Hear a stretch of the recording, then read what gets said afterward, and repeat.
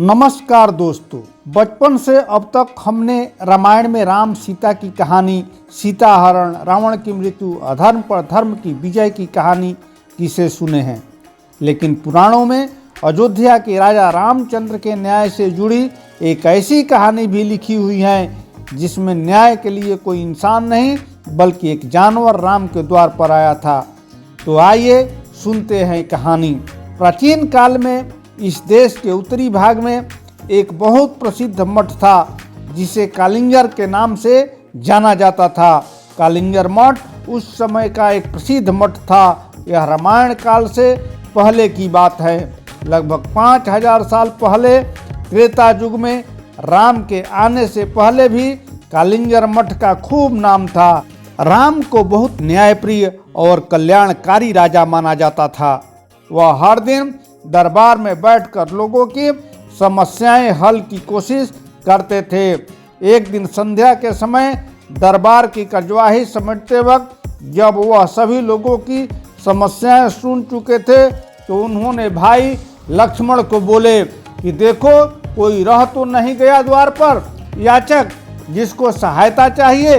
लक्ष्मण जब याचक को बाहर देखने के लिए गए तो बाहर कोई नहीं था, सिर्फ एक कुत्ते के अलावा जो कि बहुत देर से रो रहा था। श्री राम ने उसे दरबार में बुलाकर उसके रोने का कारण पूछा।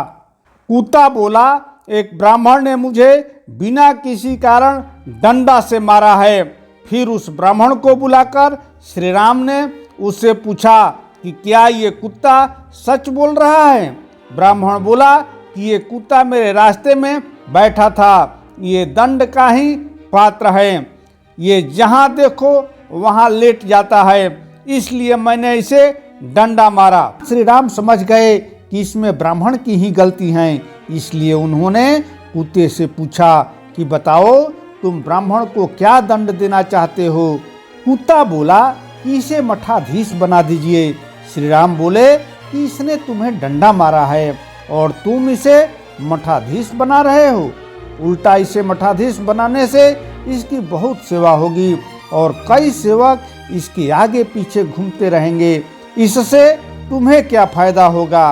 कुत्ता बोला कि मैं पिछले जन्म में खुद मठाधीश था और मठाधीश बनकर मेरे अंदर अनेक तरह के घमंड आ गए और इसी वजह से मैं आज कुत्ते की योनि में जन्म लिया हूँ और ये भी मठाधीश बनकर भक्ति मार्ग से भटक जाएगा और कुत्ते की योनि में जन्म लेगा और लोगों के डंडे खाता रहेगा।